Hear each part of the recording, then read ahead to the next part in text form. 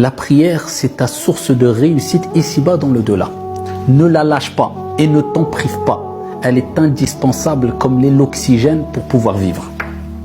Mais il y a prière et prière. Il y a des gens qui prient Alhamdulillah, mais il y a des gens qui pensent prier alors qu'ils ne prient pas. Ils prient pour rien, peut-être depuis 10 ans, depuis 20 ans, depuis 30 ans, depuis 60 ans et plus. C'est pas moi qui l'ai dit. C'est le prophète Mohammed alayhi afdalus salati wa askat taslim. Rapporté par Abu al-Qasim avec une bonne chaîne de transmission, le prophète alayhi afdalus salati wa askat taslim nous dit: Inna ar-rajula la yusalli 60 sana ma tuqbalu lahu as-salah. La'allahu yutimmu ar-ruku' wa la yutimmu as-sujud wa yutimmu as-sujud wa la yutimmu ar-ruku'. Il dit, il y a certes un homme, une personne qui peut prier pendant 60 ans ou plus. Allahu Akbar. 60 ans, c'est toute une vie. Khalas, qu'est-ce qui te reste? 60 ans, la personne a été faire le wudu. 60 ans, la personne s'est présentée devant Allah subhanahu wa ta'ala en faisant la prière. Mais ce n'était pas la vraie prière. Il dit, certes, un homme peut prier pendant 60 ans, alors que aucune prière ne sera acceptée de lui. Même pas une. Donc la situation est grave. C'est un sujet extrêmement important. Alors que même pas une prière est acceptée. Pourquoi? Il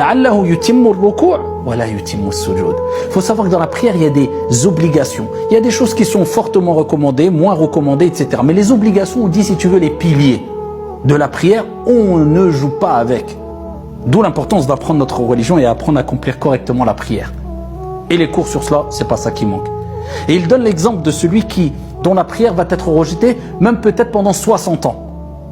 Il prie, peut-être qu'il va compléter l'inclinaison, ar-ruku', quand on est debout, on dit Allahu Akbar.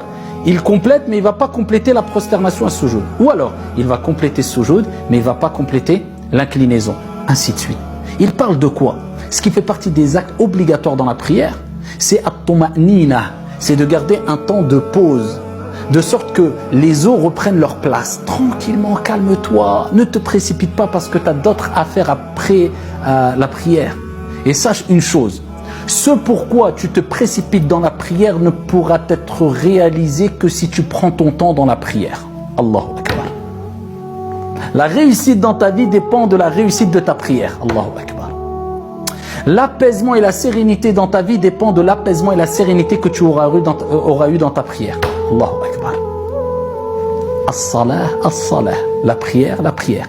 Il y a des gens qui, comme le prophète a dit, ils ne complètent pas le ruku'. C'est-à-dire, il va dire Allahu Akbar. À peine il a dit Allahu Akbar, Sami'a Allahu liman. Il n'a pas laissé le temps à ses os de reprendre leur place et de dire tranquillement le dhikr. Subhana Rabbiyal Azim. 3 fois, 4 fois, 5 fois, 2 fois, une, mais tranquillement.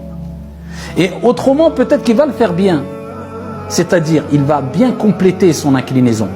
Mais pas sa prosternation. Quand il se prosterne, Allahu Akbar, Allahu Akbar, tout de suite il se relève. Ce n'est pas la prière. Ce n'est pas une corvée, la prière. C'est un honneur de se présenter devant Allah Azza wa Jal et d'être dans cette position qui est la prosternation que le prophète alayhi salatu wa salam a mentionné dans le hadith authentique lorsqu'il dit Aqrabu ma yakunu al-'abdu min Allah Azza wa Jal. Le moment où la personne est le plus proche d'Allah subhanahu wa ta'ala, c'est quand il est prosterné. Akthiru du'a. Augmenter les invocations.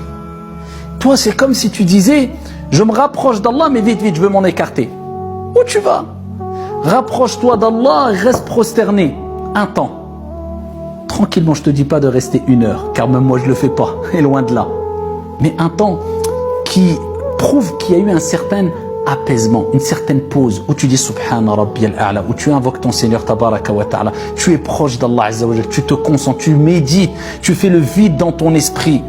Certains vont suivre des cours de yoga, certains vont suivre parce qu'ils ont besoin de ces moments de pause avant d'affronter le stress de cette vie et autres pour pouvoir surmonter les épreuves. Nous, on a salah, la prière, mais la vraie prière, as-salah, as-salah.